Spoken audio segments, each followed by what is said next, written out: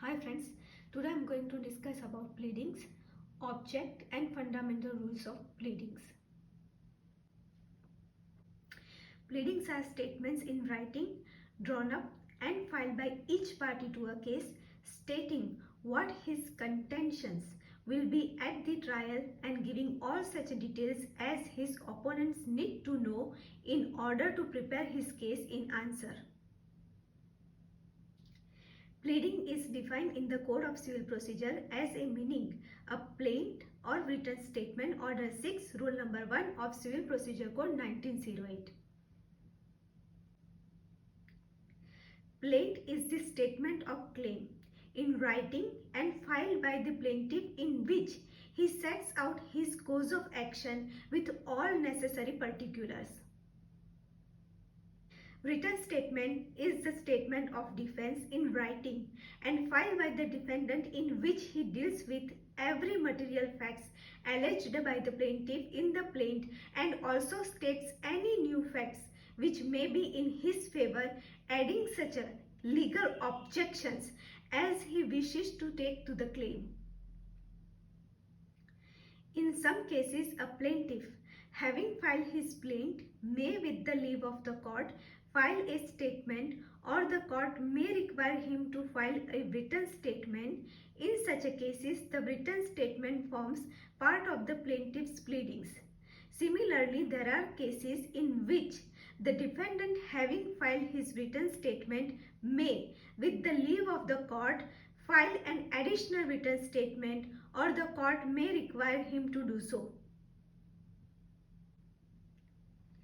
In such a cases, the additional written statement also forms part of the defendant's pleadings.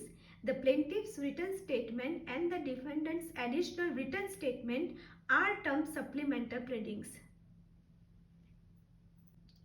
The whole object of the pleading is to narrow the parties to definite issues and thereby to diminish expense and delay, especially as regards the amount of testimony required on either side at the hearing. Rules regarding pleadings. The rules regarding pleadings are: first, a pleading must state facts and not law.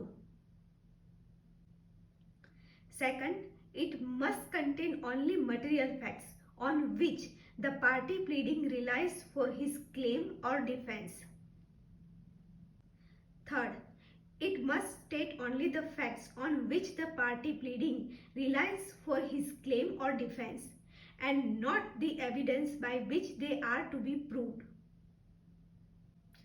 Fourth point, the fact must be in form of concise statement, but in aiming at conciseness, precision should not be sacrificed.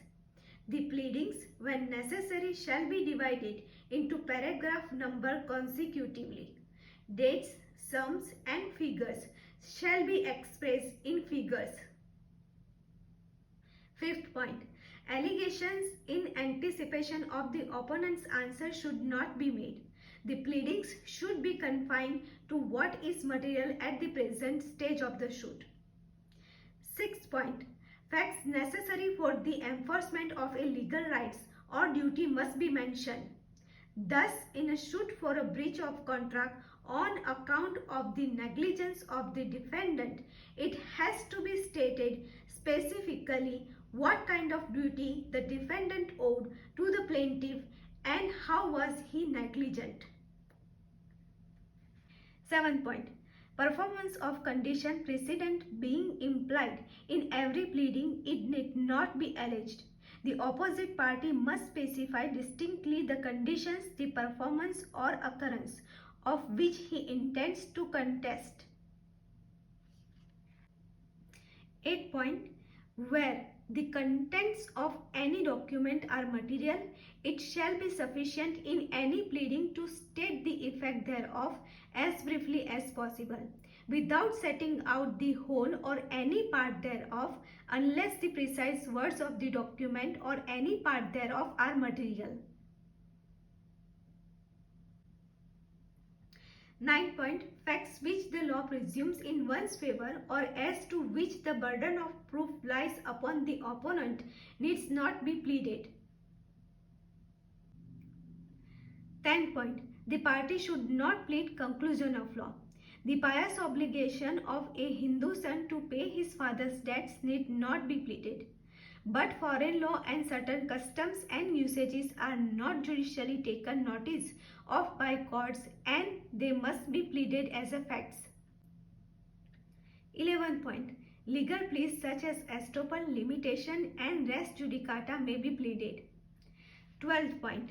In cases where the party pleading relies on any misrepresentation, fraud, breach of trust, willful default or undue influence, particulars shall be stated in the plaint.